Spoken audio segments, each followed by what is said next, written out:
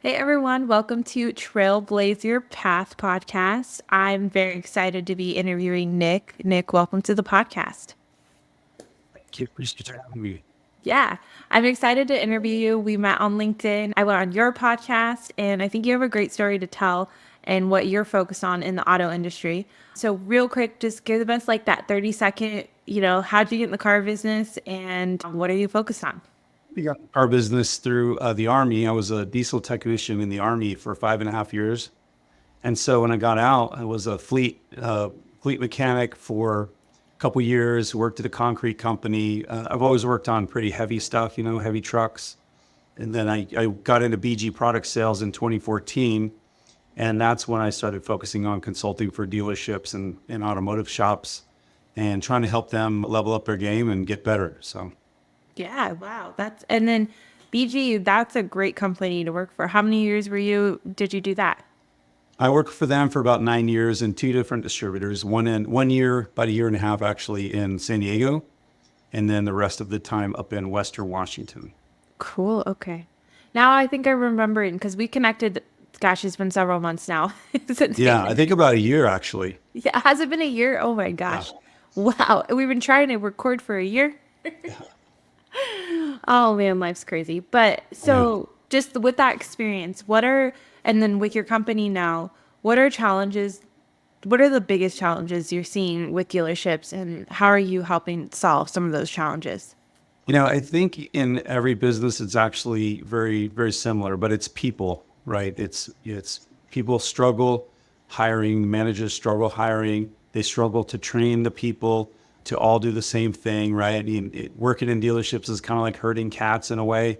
And so yeah, they've Wait, struggled herding getting cats? those. Because that's like impossible, right? Well, Is that the yeah, point? it's not quite as bad as herding cats, right? But if you don't have a good training process and a good training structure, it's very difficult to get all those pieces moving in the same direction in a dealership.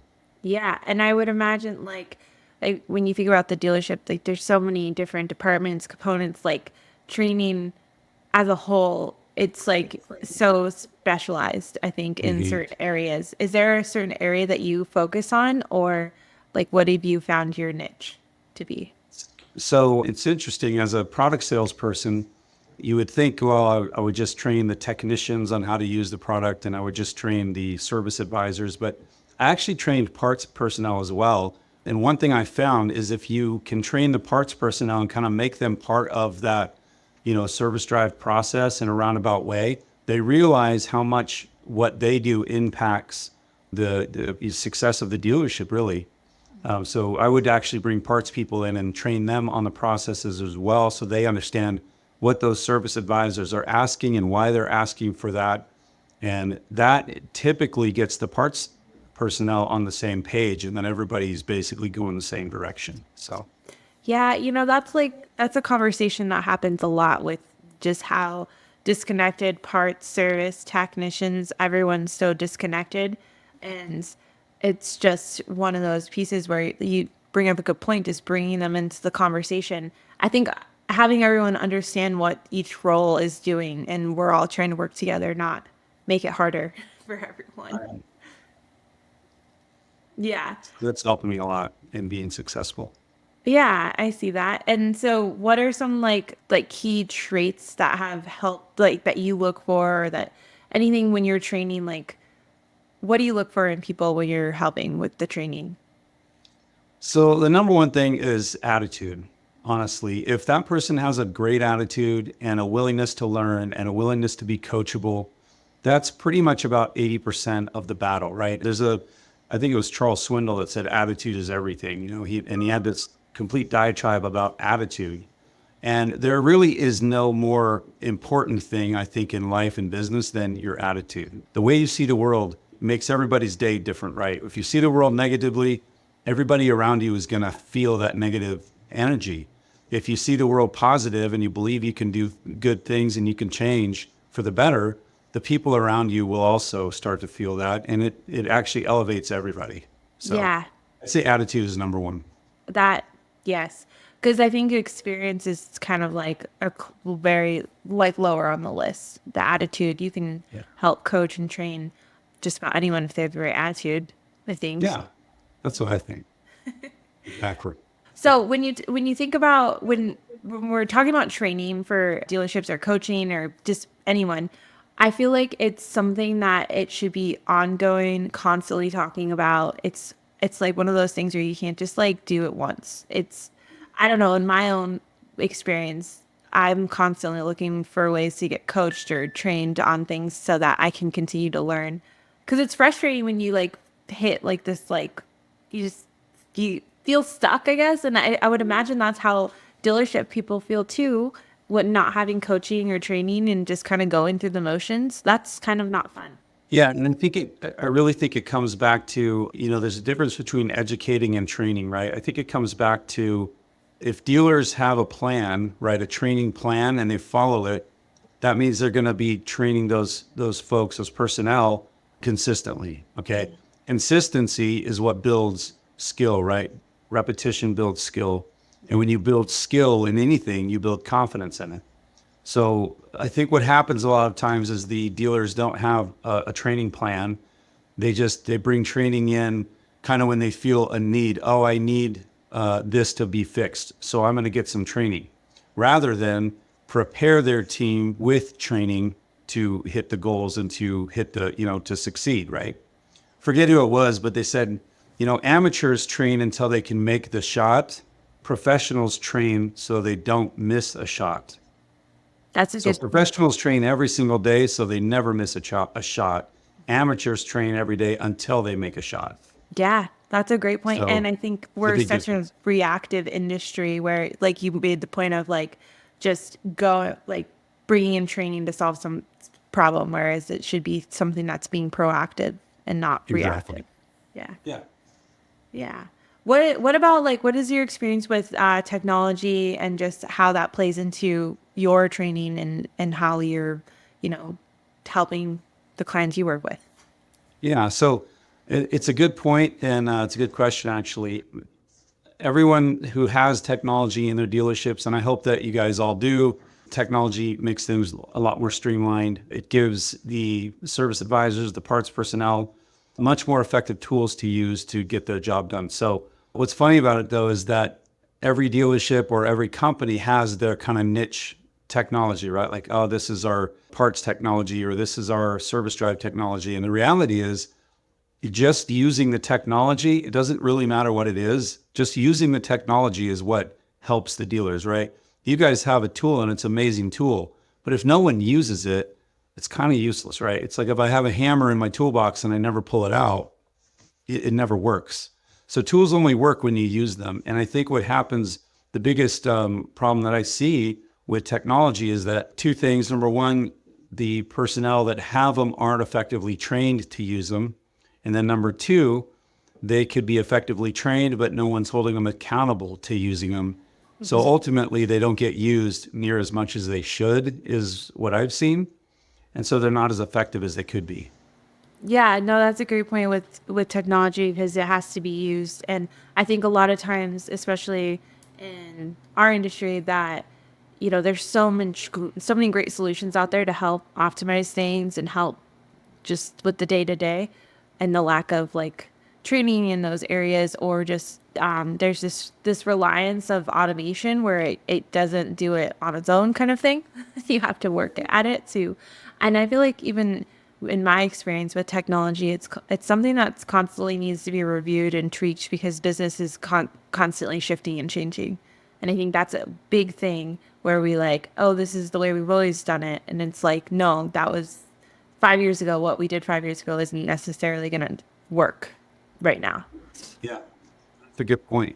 And I think honestly, the flip side to technology, right, is that it's allowed people to kind of in a way get lazy so they don't have to rely on their skills because they have all this, there's so much automation in the world. So I think that it's really key to make sure people are trained on technology, they use technology to their benefit, but they don't lose that interpersonal communication skill, and they don't lose the ability to really engage with the client, because in the next 5 years, I actually see kind of an inverse effect happening from like AI, right? There's companies, I have a friend who has a company that, if you call their company, this AI person texts you and it will have this whole conversation with you. that's going to have an adverse effect or an inverse effect in the next 5 years, because so many people are going to be tired of that. They'll want to go right back to interpersonal communication. And I see a gap if people are just relying on that 100%. There'll be a gap eventually where the people who can communicate effectively in person are going to dominate. So I agree with that. I also want to push back a little bit on that, because I do think that there is something there with having that automation and, I guess, AI to kind of pick up the slack. But I think the point that you're making is like, don't fully rely on that. And I think for me, I'm like, there's that in person or real person conversation that has to be had, and there's those like mundane, like, I just want to, because I'm just thinking about, like, for me, when I have a problem with Amazon or I have my groceries delivered to Walmart, I don't want to pick up the phone and talk to anyone. I wanted to just push the button of like, this is the problem I had, and then here's the solution. So I think there's some things that we can do in auto, like in that sense, but then there's also the piece where like, it's a conversation that needs to be had because my vehicle's having this specific noise or this specific problem. I don't think AI is going to be able to like really fully replace that or make a consumer feel like comfortable about it, I guess is my point. you need both. I think we're going to need both. Those who don't keep up with AI at all are going to be a little bit left behind. And those that fully rely on it, especially in a service business like the automotive, are going to find that their customers are looking for more communication. 100%. And like, do you go back to your dealership and actually call your dealership and go through your experience that you are expecting your customers? I think that's what I see a lot of times of like in like groups or 20 groups is like they call the dealerships to see like, what does that experience actually feel like? And most of the time everyone's pretty disappointed with it. Yeah, that is a really good point, Kayla. I'm glad you brought it up because I was thinking about this earlier today, actually. I wish that every dealer principal in the country would get in their car and drive through their own service drive and just have the experience, And I think what they would find would be quite eye-opening, to be honest, in a lot of dealerships. Yeah, because you have to, but I mean, to some point you can't do that because they would know the dealer. You have to hire someone to kind of be on disguise or like undercover. Or hire a consultant or a trainer that can do that. Yeah. But just really get a hands-on view of what that exact experience is like, because I think that they would see that there's some to be desired there in a lot of cases. So. Yeah. Well, I want to shift to a little bit more about you, and then because I like to share, what your goals are, what your vision is for what your business is. So for you, how long have you been in your role with Mammoth? What is it? Mammoth Training Solutions. What are you excited about and what are you working towards? I supported Mammoth Training Solutions after leaving Western Washington about 16 months ago. And I've been working actually with small businesses for the last, 12 to 16 months and just helping them to thrive, helping them get to the next level.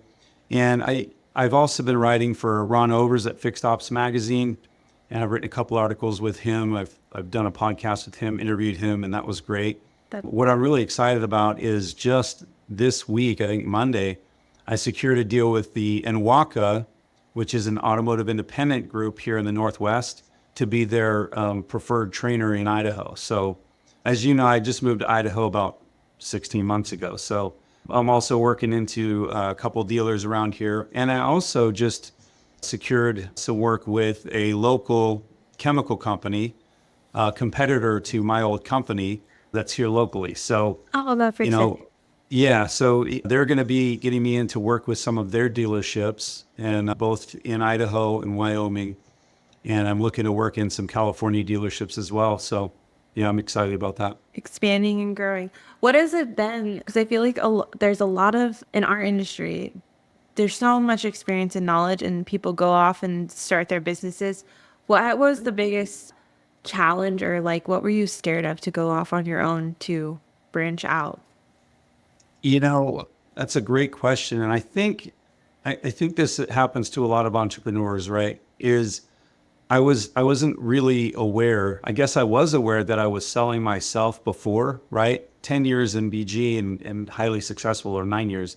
highly successful at it, but I was really selling myself. The product was me. The product in the cans was just the add-on, if you will.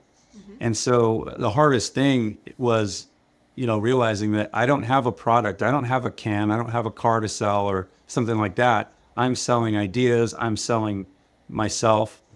And moving to Idaho right when I started my company, I didn't know anyone here. And so that was quite intimidating. Yeah. Where I just, get up every day, you set goals every day, you hustle every single day, and you have to get out of your comfort zone proactively. And it's almost like a muscle that you build where, this muscle of going out of your comfort zone is so well built, you basically look for ways to do that. And that's what ended up, helping me be successful in this last year as well. Yeah, I can relate to getting out of your comfort zone. I always like laugh at myself, or like sometimes I'm like, why did I do this to myself? Why Yeah, am I right. doing this right Had now? that- yeah, I've had that conversation with myself several times, Yeah. what am I thinking? What Right. am I thinking? Why did I do this? I could have been comfortable. But then you like work past it and then you achieve, and then you're like, okay, this is why. This is why I did it. Yeah, the reality, Kaylee, is that we all have those same thoughts. I did a post on this last year sometime, and I remember doing it, but we all have this internal fight with ourselves. Like high performers, argue with themselves internally, right? Like, I don't want to do that. And you actually could get mad at yourself because you don't want to do something. The difference between high performers and mediocrity is that high performers, when I fight with myself, I'm the one that wins. My doubts don't win. My fears don't win. My insecurities don't win. Really, who I am is what wins that conversation. And that's the difference. That allows me to step to the next level, even if I'm afraid of it or even if I'm nervous, right? I think that a lot of folks that aren't entrepreneurs, they think that high performing entrepreneurs just have this ability, like this superhuman ability, right? To just, crush it every day. And the reality is we are just like other people. We win the battle. We try to win the battle every day with ourselves. That's a great point, because I think when we look at high performers, I mean, for me, I don't technically consider myself as a high performer, even though I think I'd probably do a lot of high performing tasks or things. You look at others and you're like, they make it look so easy. But I think the other thing, just talking about that out loud, is like we can't even look at other people. You have to look at yourself and focus on, you know, what you are focused on, and not compare yourself. I think that's the biggest thing, is don't compare yourself, because everyone is in a different place of their journey and where they're achieving everything. So I want to leave you with one last question. Who or what inspires you most in your, I'm going to say work life, just like, well, work and life are the same, but what inspires you the most, or who inspires you the most? Oh, I'm a Christian. Jesus Christ is my first inspiration. A person that, was beat down emotionally, he mocked. I mean, people hated him or they loved him, but he never stopped serving another person, no matter what happened to him. And so that's key. That's number one. In work and in career, Grant Cardone has been a huge inspiration to me. A person that started out selling cars at 25 years old and is now worth, $4 or $5 billion. And it's not the money that I'm impressed with. It's the work ethic. It's the grit. It's the 10x action, the effort, and it's the belief in himself that he was going to succeed. Like, he just has this mindset of, I'm going to do whatever I need to do to make things happen. And I really, that's right up the same alley as I am, right? I want to achieve things, but not because I want to achieve things, because I believe in that potential. And so that was really inspiring when I found him 10 years ago. Yeah, he's incredible to follow, and just everything you read is at least when I read it, I feel like I read more than I watch videos, but Yeah, that's good. I think that he delivers the information very solid, and it's thought provoking and gets you excited. So that's a great person too. Which is why I'm a 10X business coach for Grant. I'm certified by Grant Cardone. No, So, that's impressive. Yeah. yeah. Cool. Is there anything that you want to add or share with anyone listening? You know, I would love to add that, in those dealerships, in your dealerships out there, train your personnel. Have a training plan, follow a training plan. If you don't have a trainer that can help you build a training plan, call me because I will build a plan for you, and then I can execute a plan. But yeah, those folks need to be trained better. Training is everything. It builds confidence, and I think confidence is what's lacking in these dealerships, and that's why the customer experience is not what it should be. That's perfect. Perfect way to wrap it up. Thank you, Nick, so much for coming on Trailblaze Your Path. And Thanks for having me. Yeah, we'll talk soon. All right, sounds good. Thanks so much for joining me on the Trailblaze Your Path podcast. I hope you're leaving us inspired. If you enjoyed the show, don't forget to subscribe, rate, and leave a review. It really helps. Follow me on social media, check out our YouTube channel for more content, and remember, new episodes drop every other Friday. Keep blazing your own trail, and I'll catch up with you next time.